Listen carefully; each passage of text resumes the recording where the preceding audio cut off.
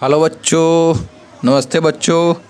तो पिछले लेक्चर में हम लोगों ने जो बच्चों है जो कि अर्थक्वेक के बारे में देखा था, उसका फोकस क्या होता है, कॉजेज ऑफ फोकस, अर्थक्वेक के बारे में causes of focus causes of earthquake और फोकस के बारे में हम लोगों ने देखा था। तो हमने बताया था बच्चों अगले लेक्चर में हम लोग एपी सेंटर के बारे में बात करेंगे। तो हेडिंग डालना है बच्चों एपी सेंटर। आज हम लोग एपी सेंटर के बारे में पढ़ेंगे बच्चों। तो हम लोग हेडिंग डाल लेते हैं बच्चों, एपी सेंटर बच्चों, CENTRE, एपी सेंटर के बारे में हम लोग आज पढ़ेंगे। तो इससे पहले बता दें बच्चों, थोड़ा हम भी अपने चैनल का प्रमोशन कर लेते हैं बच्चों। क्या सही बात है? ये तो बनता है बच्चों अपने प्रमोशन करना। तो बच्चों माइनर स्टडी में आप लोग का बहुत स्वागत है बच्चों, बहुत बहुत स्वागत है। और इसको अगर अभी तक चैनल को सब्सक्राइब ना किए हो बच्चों तो चैनल को सब्सक्राइब कर ले और शेयर करना ना भूलो बच्चों, क्योंकि अभी लॉकडाउन चल रहा है।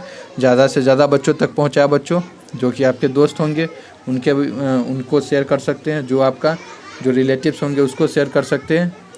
और नहीं है तो भी शेयर करें बच्चों, क्योंकि जो गरीब बच्चे हैं या जो अभी गांव में फंसे हैं उनके पास पहुंच जाए बच्चों ये मदद, तो और भी अच्छा होगा। तो और बेल आइकन बटन दबाया न हो तो बच्चों बेल आइकन बटन दबा ले, क्योंकि जो आगे का लेक्चर होगा इसी तरह से अगर आपको चाहिए बच्चों तो बेल आइकन बटन है बच्चों, जो कि बेल की तरह जो उसका साइन होगा उसको दबाना ना भूले। और तभी आपका अगर उसको ऑन कर लिया बच्चों बेल आइकन बटन को, तो आपका जो भी इस चैनल पर जो लेक्चर होगा बच्चों वो सबसे पहले आपके पास पहुंचेगा।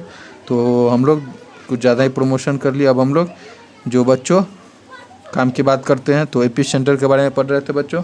तो एपी सेंटर के बारे में हम लोग पढ़ेंगे, तो इसके बारे में लिखेंगे बच्चों ये क्या होता है। तो बच्चों तो ये द पॉइंट बच्चों, the point at the surface, जो कि एक पॉइंट होता है सरफेस पे बच्चों, the point at the surface of the, जो कि अर्थ पे बच्चों एक सरफेस होता है, जो the point at the surface of earth, जो सरफेस ऑफ अर्थ पर एक पॉइंट होता है बच्चों। और वहाँ पे जस्ट आगे लिखेंगे जस्ट एबव, यानी उसके ऊपर बच्चों द फोकस होता है,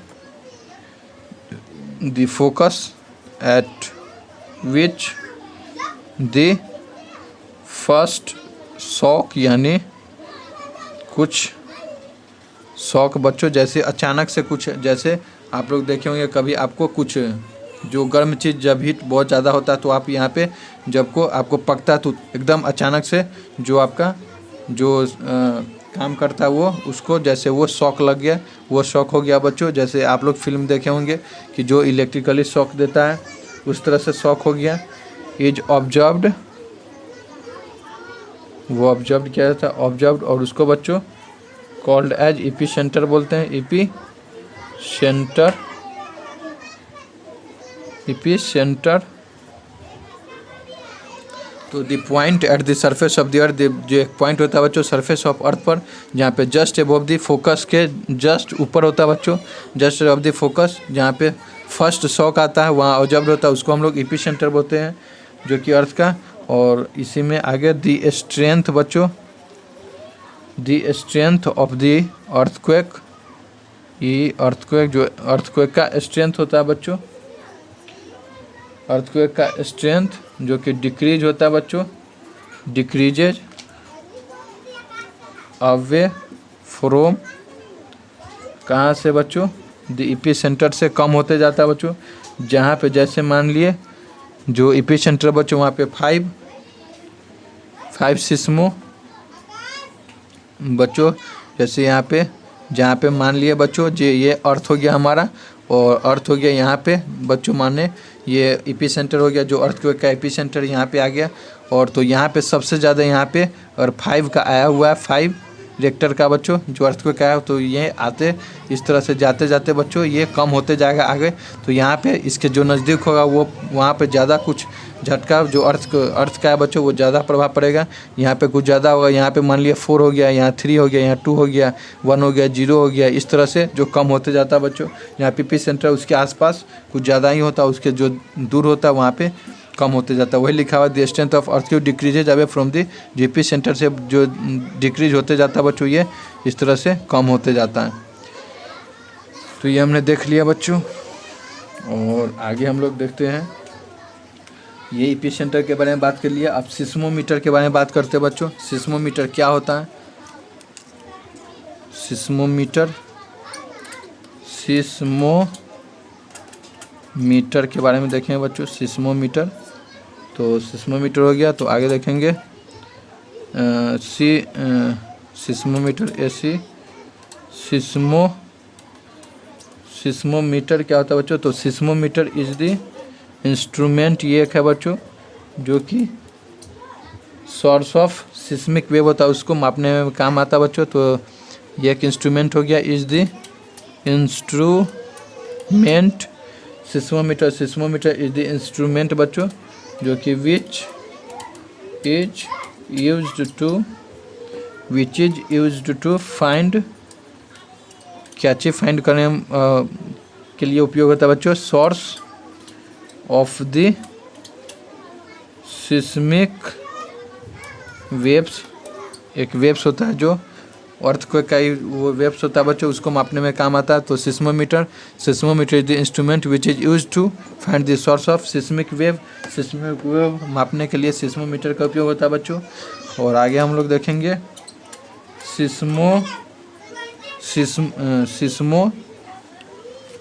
अब हम लोग सिस्मोलॉजिस्ट के बारे में बात करेंगे। सिस्मोलॉजिस्ट क्या होता है? सिस्मोलॉजिस्ट बच्चों,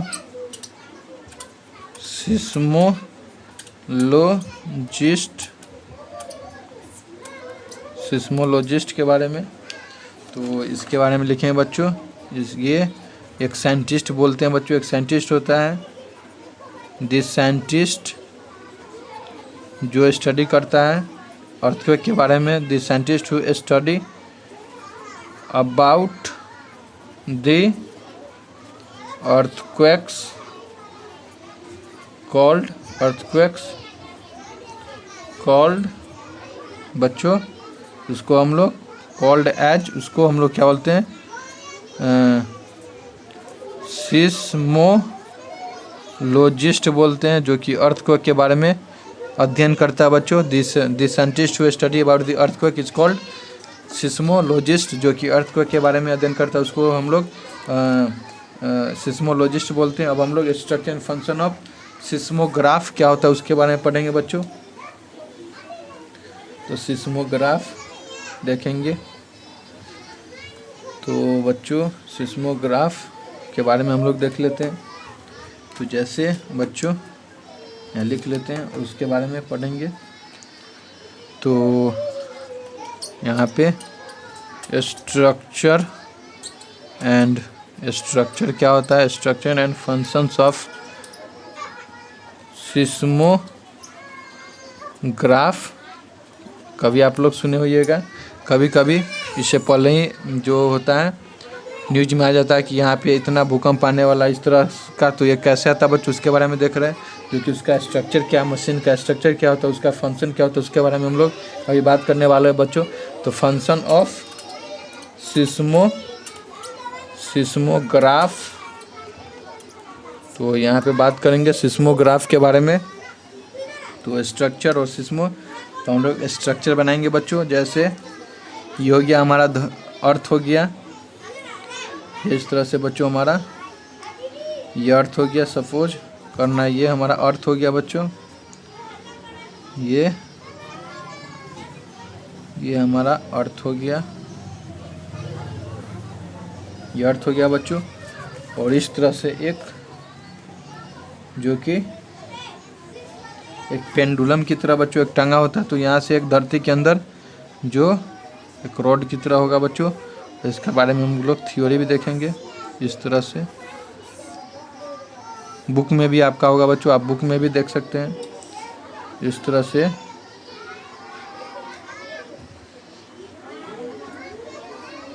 जो कि पेंडुलम की तरह बच्चों, यहाँ से एक यहाँ क्या होगा, और इस तरह से जो कि ये इस तरह से होगा, यहाँ इस तरह से यहाँ पे यहाँ पे कुछ इस तरह से। और यहाँ पे बच्चों एक मशीन रिएक्टर की तरह होता है। ये सब धरती के अंदर है बच्चों। ये इस तरह से, ये इस तरह से एक पिंच होगा, यहाँ पे इस तरह से होगा, और ये इस तरह से, ये इस तरह से शो करता है।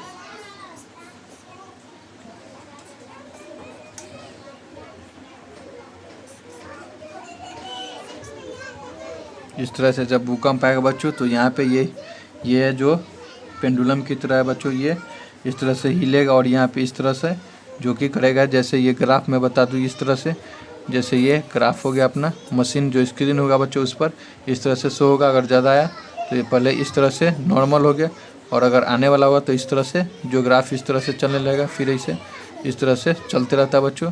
इस तरह से जो ग्राफ है इस तरह से ये शो होता है। तो इसके बारे में अब हम लोग देखेंगे बच्चों। तो यहाँ पे इसी में हम लोग आगे लिखते हैं। तो यहाँ पे इसके बारे में लिख रहे हैं, जी the simplest form of a seismograph, जो सिंपलेस्ट इसका फॉर्म होता है बच्चों, simplest form of graph is a, इसको क्या बोलते हैं, सिंपल पेंडुलम बोल देते हैं, पेंडुलम। जैसे ये अपने घर में टांग, जब भूकंप आया होगा तो इस बार आप लोग तो जरूर देखे होइएगा बच्चों। तो पेंडुलम की तरह आपको एक पत्थर उथर में बांध लिए होइएगा बच्चों, और इस तरह से जैसे ये आपका ये छतरी हो गया, ये घर हो गया, और इस तरह से आप इसको टांग लिए होंगे बच्चों। ये मान लिए ये आपका घर का हो गया, ये घर, और ये घर का छतरी हो गया बच्चों ये। और इस तरह से आप ये रस्सी से इस तरह से बच्चों टांगे होंगे इस तरह से। ये बच्चों ये रस्सी हो गया, ये इस तरह से, ये इस तरह से टांगा हुआ, ये इस तरह से, ये घर हो गया ये घर का, और ये इस तरह से ये पेंडुलम। तो जब भी बच्चों भूकंप आया होगा तो ये इस तरह से हिला होगा, ये इस तरह से गया होगा, ये जैसे ये सीधा हो गया, और अगर भूकंप जिधर आएगा तो ये इस तरह से हिलेगा बच्चों, ये इस तरह से, ये इस तरह से। तो आप लोग कभी पत्थर बांधकर जो टांगे तो उसको हम लोग सिंपल पेंडुलम बोलते हैं। तो वही लिखा हुआ है बच्चों, दी सिंपलेस्ट, जो कि सिंपलेस्ट फॉर्म होता है सिस्मोग्राफ का, उसको हम लोग क्या बोलते हैं, सिस्मोग्राफ का सिंपलेस्ट फॉर्म क्या होता है, पेंडुलम होता है बच्चों। और आगे ये लिखा है वेन दी, जब ग्राउंड बच्चों सैक, यानी सैक उसको हिलाता है, तो the base and frame of the seismometer move करता है बच्चों। जब उसका जो मशीन का फ्रेम या जो नीचे वाला पार्ट होता है वो अगर मूव करता है तो ये frame of the seismometer move करता है। लेकिन बच्चों द पेंडुलम जो होता है पेंडुलम बॉब जो रिमेन्स इन, वहीं पे रहता है, रिमेन्स इन प्लेस। लिखा है व्हेन द ग्राउंड, जब ये ग्राउंड में सैक होता है बच्चों, the base and frame of the seismometer, जो बेस और सिस्मोमीटर का जो frame of the seismometer frame होता है बच्चों सिस्मोमीटर का, वो मूव करता है। लेकिन जो पेंडुलम का ये बॉब होता है बच्चों, ये पेंडुलम का बॉब हो गया वो है, लेकिन सेम प्लेस पे रहता है। और आगे इफ पेन बिहेव्स दी, अगर पेन बच्चों बिहेव्स करेगा जैसे बॉब के रिकॉर्ड्स, इफ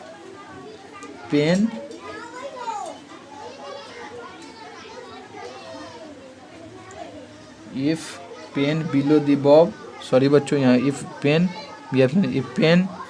जो कि ये पेन वाला नीचे, इफ पेन बिलो, जो बॉब के नीचे जो पेन होगा बच्चों, तो if pen below the Bob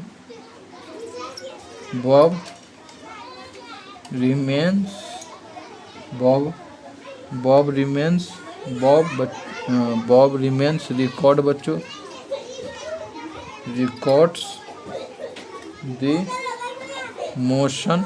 जब हमारा जो पेन है ये बच्चों ये बिलो दी बॉब के नीचे, ये हमारा बॉब हो गया, ये बॉब हो गया, ये पेन वाला, ये बॉब के नीचे जो बॉब एक pen below the bob record the motion, ये मोशन को रिकॉर्ड करते हैं। पेन के नीचे वाला जो बॉब है बच्चों वो मोशन को रिकॉर्ड करता है। तो इफ पेन बिलो दी ये मोशन को रिकॉर्ड्स ऑफ द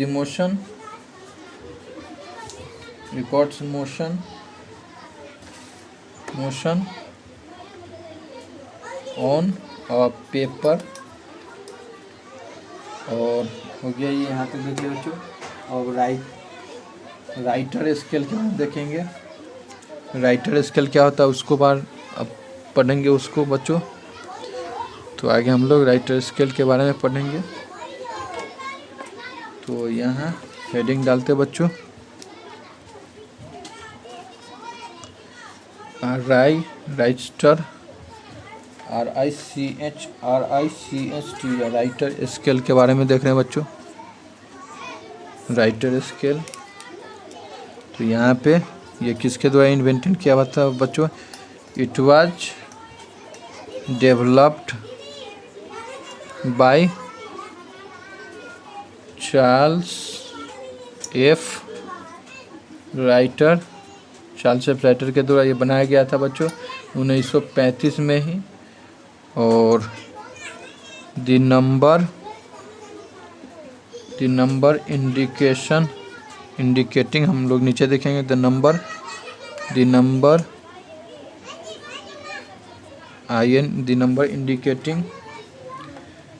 इंडिकेटिंग दी जो नीचे वाला है बच्चों वो MAGNI मैग्नीट्यूड को शो करता है।